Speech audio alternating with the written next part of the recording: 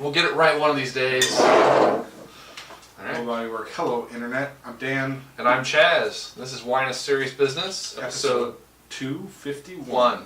Yeah. Traveling around the United States with the last couple episodes. Yeah. Last week we were in Florida. Today we are in Illinois. I had the pleasure this past week of visiting one of our very best fans, John Moser. Missed that dude. Been there for a long time. He's come out to visit us. Always providing some great comments. Thanks big time for that. Thank you. Those of you who don't provide comments, sure, yeah. We need a little rinse anyway. Sure. So. Whoa, it's little bit. Yeah, this is going to be a weird one. It's going to be a weird one. Okay. But I was able to stop by his hometown of Sterling, Illinois. Yeah. Hardcore Midwest, right? Like snow blowing across frozen farmlands for miles. That sounds wonderful. Yeah. Well, we got there, got to hang out. He was kind enough to bring these two bottles from a nearby winery. August Hill. Yep, August Hill. He said that's his local favorite. So I'm really excited to try it because I've never had Illinois wine before, and to go into this with any sort of recommendation, it's a really good place to start. Right. So it says it's a American sweet Catawba. Catawba. Yeah. Okay. So carbonated American sweet Catawba, and it says it was just made to pair with Cajun wine or Cajun food. So it's an American grape, but I know a lot of people like to hate on this grape. They say it's too funky. It's definitely not Vitis vinifera. Right. But it is, it is American, and I think it's indigenous here, and Okay. a lot of people do make wine within that area. So excited to try it. A little on the sweeter side. This is the Mardi Gras. 9% alcohol. Yeah, this is the Mardi Gras. Non-vintage, right? It's got Non-vintage. Yeah. So I saw Peru on it. I'm like, what the? No, it's Peru, Illinois. Peru, Illinois. Yeah. Yeah. All right. Interesting town names around there. I saw like a Milan, Iowa, or Milan, Illinois too, right? Like worldwide names of little towns. Interesting. Yeah, in that part of the world. So It's just people who settled there. yeah. It smells like strawberry candy. Yeah. Yes, I was thinking strawberries too, and I'm like, and something else, Yeah. like a little bit of leather, I think, on there too, right? Something a little. A little bit. It smells like sweet tarts. A little earthy, something a little funky again, kind of like maybe more like peach skins, pear skins. No, a little more funky than It that. smells like sweet candy to me. That's all Sure. I'm getting. I'm not getting the funkiness out of it. It just smells like sweet candy. And but like distinct, like the pixie sticks, like a red pixie stick or something. Like it smells like like crushed up sweet tarts, and I don't know. It smells like that. So.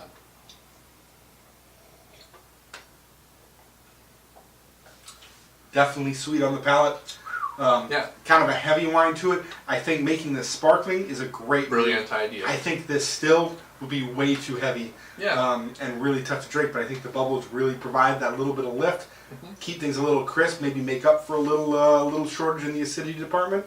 But I think it works well together in that sense. It's easy drinking. Right. Yeah, the bubbles definitely lift the acidity a little bit. Like, I can't even imagine how this would be if it was not sparkling, but just sweet, sort of red candy, strawberry candy. I don't get any of the funkiness still. Sure. I think more like cantaloupe. I think like really ripe cantaloupe.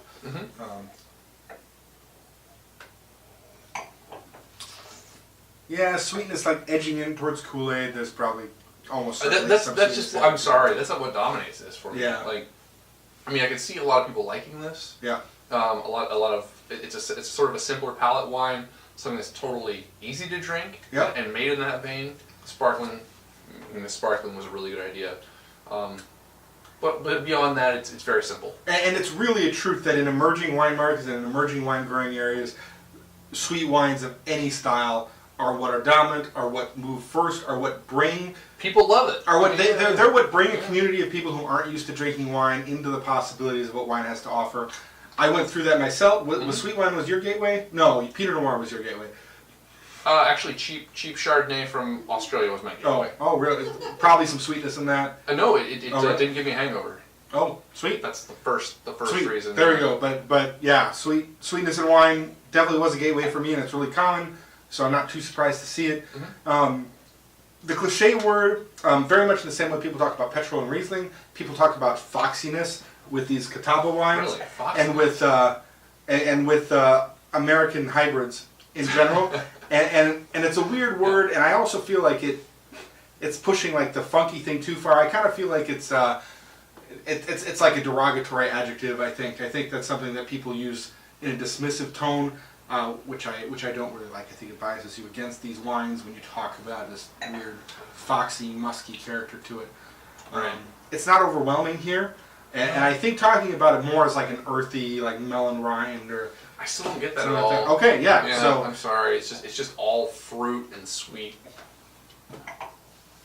Reminds me of like the dipping sticks with the sugar candy, and I mean, that's what it reminds me of. and I dig it, but just like last week we were talking about the mango wine, I couldn't drink a whole lot of this. I think this is like enough. No, this is perfect. Yeah. And like maybe with the dessert or something like that, or you could mix it in a cocktail. I think that'd go a long way. Oh yeah, absolutely. Yeah. But nice flavors in general. Agreed. There's nothing wrong with it. Yeah. It's just really sweet. Yeah. So, 76, 78 points for me. Sure. In that range. I'm gonna go 80. I'm a little less sensitive to the sweetness. Okay. I could, and if we were hanging out over the course of a night, I could probably drink a couple glasses of this and enjoy it. And I know. Oops, sorry. I know. Bubbles getting yeah, in, exactly. yeah. I know some people would like it too, right? Like if you're a little less sensitive to the sweetness even than me, you'd have a good time. Jesse, my friend Jesse would drink a whole bottle. There we go. If you're more sensitive to sweetness than Chaz, you'd find it undrinkable, but there are other things for you. That's not who this is targeted for, clearly. Right. So Right. cool. Still interesting to try. The best Catawba wine I've had before, so thank you. I think the first Catawba wine I ever So had. no, we did another one on the show. Oh, all right. Yeah. Well, So, but what did we score it worse than this? I think so. Okay. I don't know Dan's what the got a better numbers. memory than I don't know do, what the so. numbers were. My opinion will just rule here. This one's better. We could say that. We all forget about it. So this is Traminette. He said this is an American hybrid. Part of it's Gewürztraminer, and then part of it's an American variety. I don't know what it is.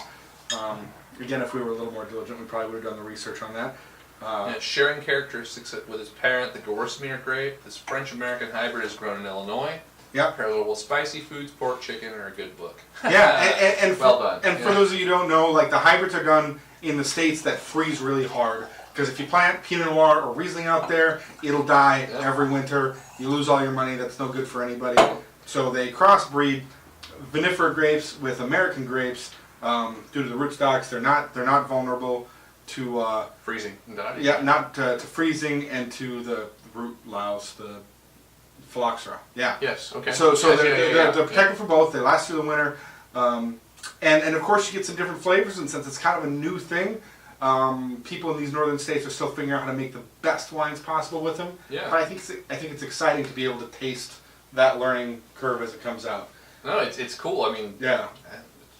And I think if you have grapes growing, I think it's awesome. I think it's awesome, right? And if you have grapes growing in your region, you get more invested in wine, right? It's a great way to introduce people to wine. It's a great way. I think it's a great agricultural product, right? If you're growing grapes there, you're probably taking good care of the soil. It's a good income. It's a good income crop for people who can grow it. It's true. So, from city grow. So this is a vintage wine as opposed to the last one. This is the 2013. 13 Illinois Traminette. All right. Cheers. Our Sills. Smells sweet. I know I'm not supposed to say that. People say you can't smell sweetness, but This smells weird. It smells like I'm smelling more. It smells like an sticks on IPA. this. It smells like an IPA, an Oregon IPA. It smells like that citrus characteristic that you get in like IPA, but like a hoppiness almost like weed or something. Wow. All right. Man, we're definitely on different pages with these No, wines, it but smells- it's good. This smells like an IPA. Like I went down to Widmer and I get a little bit of like dried herbal note, kind of like deeper on the nose, but maybe some to me there's like a rosemary. floral, like elderflower, like little Saint Germain thing going on. Okay. Oh, I could see the Saint Germain actually. Absolutely. That's one thing Jerusha likes quite a bit. I'm fond of that too. Yeah. Saint Germain is one of the best tools for making cheap sparkling wine into delicious and interesting He's getting sparkling some props wine. Yeah. from our peanut gallery. So little bit of earthy character going on here too. That's what I'm saying, man. IPA. It smells like an IPA. That's Saint Germain in it. Chaz has had too much to drink.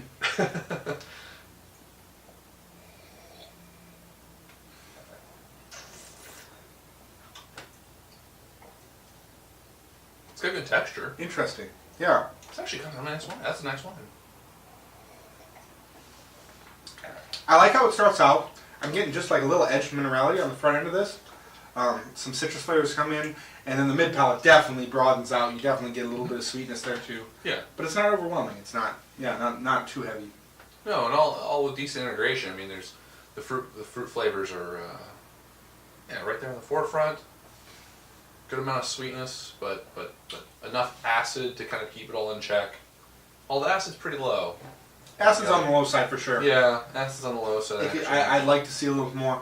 But I think it's tough to preserve in these places too, because it was amazing when I was driving around. Like, if you just teleported me there is no visual difference between the farmland of northwestern Illinois and the farmland of southern Minnesota.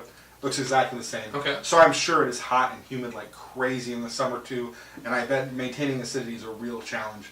Totally. Unless you're in kind of a shaded area or something like that. If someone from Illinois sees the show, or John, what's the growing season like for Illinois? Yeah, grapes? definitely. I mean, because we know what it's like here, in the Northwest, but it's got to be kind of different for them. I mean, like maybe it's like really really short and compressed, and they just like everything gets ripe and super super full of sugar, and they just gotta pull it as fast as they can. Or yeah, I don't know. It'd be interesting to see what the growing season's like there. So. Because I'm pretty confident that they never have like they don't have like an early May through late October grape growing, right? I'm pretty sure that doesn't happen.